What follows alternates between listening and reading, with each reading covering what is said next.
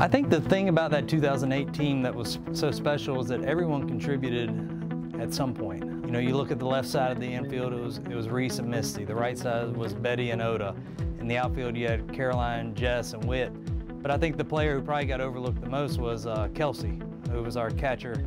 She called all the pitches for Tench, and then, you know, Kelsey chipped in on offense too with some big plays throughout the year. So Kelsey definitely, you know, got overlooked, but I think, you know, toward the end of the year, I think the announcers and stuff started to realize that how big of a part she was of Tench's success. Every season that I approached, I always wanted to compete. So end goal, I think collectively as a team, was always to be, you know, at the World Series. So I don't know that that was any different than any other season, especially with having Tench on the mound. But especially coming off that, you know, 2007 ACC championship, I think the end goal was, you know, we got our feet wet, we got a little taste in our mouth as far as, you know, as far as like a postseason run, so to speak. So, you know, trying to just continue that and build off that and trying to take that next step, you know, to get where we wanted to be. My sophomore year, I had a little of a hitting slump. So, I don't know, just throughout the summer before the 08 season, I did a lot more work, and I just got back to my roots. The team that year, we just have such good camaraderie. Like, everybody loved each other, everybody supporting each other, and I think that's what took us the farthest, just because we all loved playing with each other. It was just fun every single game.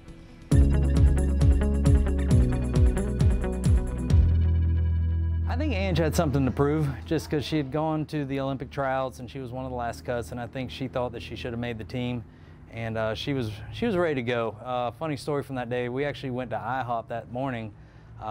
Me, her, Dave Nakel, and I think it was Kelsey and maybe Caroline. We went to go get some breakfast because the game wasn't until the evening. And we were there, and while we were waiting to get seated, Crystal Bustos and a couple of the other players were coming out. And so, you know, we talked to them, and Crystal Bustos looked well-fed. She said it was the biggest breakfast in town. And so at that point, we're like, oh gracious, Bustos is well-fed and she's ready to eat tonight. So, but I think, you know, of course there were jitters and stuff like that, but I know that, you know, Ange and the rest of the girls were ready to go. You know, I don't know that I wouldn't like, hey, you know, this is gonna be a no-hitter, but I definitely thought when we were going in and we had a pretty good shot.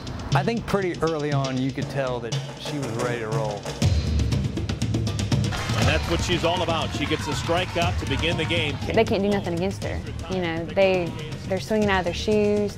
They can't catch up to her. I mean, she's got them off balance the whole game. Ball is looped into left field. It's gonna get down. It'll score a run. And Virginia Tech is on the board. And then we got a run, we scored a run, people's putting some hits together, and about fourth, fifth inning, you're like, wow, Angela's gonna do it. So I had gotten a copy of the TV tape, and they had left the announcers' mics on in between innings. And Michelle Smith and Eric Collins were our announcers, and she went 1, 2, 3 in the first inning. She got, I think, 2 strikeouts and a ground out. And in between innings, Eric was talking. They didn't think the cameras were rolling, and he said something to the effect of, wouldn't it be something crazy if she no-hit Team USA? And Michelle she was like, that'll never happen, something like that. And so I was listening to it, and after the fact, and I was just laughing that if they had only known that what was going to happen. 2 strikes, you have to be able to put that ball out of the zone. The third hit of the inning against Jennie Finch. Beth Walker, a solid single to left. I was thinking that I was going to swing at that pitch no matter what. Whatever she threw me, I was going to get the first swing out, and that's what I did, and I happened to hit it. And I got to first, and I looked at Coach B, and I was just like, what just happened? Monica Abbott. Is it fair to say she's the hardest thrower on this year's staff? Hardest thrower on this year's staff. Hardest thrower in the world alongside with Ueno. I had faced Monica Abbott before because we had played them in regionals. I didn't feel as much nerves going against Monica Abbott as I did for Jennie. I had more of a plan with Monica Abbott because you've seen her before, you know what she throws. And yeah, so that was like a everyday at-bat. Hanging in there with some of the best pitchers in the world. They're getting some good swings, and that's going to result in another base runner. Lappin leaves her feet. It would have been a tough play, even if she came up with it. And Walker safe at first. So Beth Walker, a perfect 2 for 2 today. I've seen her pitch in a lot of games, but that one was special. Like, she was on a mission that game. Whatever we needed to do to hold that lead was what we were going to do.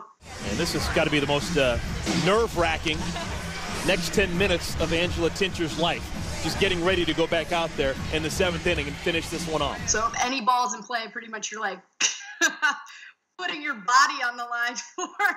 Probably the biggest play was the leadoff of that inning. Watley was up, and she slapped it to third, and it's funny because it happened so fast that ESPN missed it. Out at first base, Mariconda gets Watley by a whisker. If it was a half step, it wasn't that much. It was by that. If she puts the ball in play, I just got to get it and get rid of it. Like, honestly, like, it was like, you know, I went up, kind of played her kind of close, and I'm like, if anything gets hit my way, like, literally, my transfer has to be legit. At that point, we're in the 7th inning, and, you know, the SID from Team USA is looking up, when's the last time we were shut out? When's the last time we were no-hit? And I'm thinking as an SID, oh, please don't talk about that. You don't talk about a no-hitter.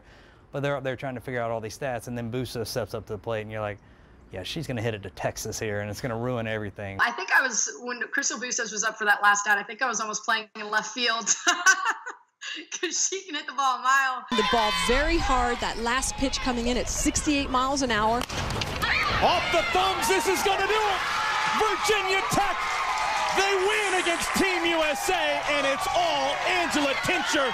She throws a no-hitter. And then the team rushed the field, and you know, we always made fun of Erin Oda because she had that awkward hug, like she was like trying to get in and hug, and nobody would let her in. And then Coach B comes barreling in, wants to hug Angie, and it's all caught on national TV, and it was just a fun moment. I was so ecstatic for our team, and I was so ecstatic for Tinch.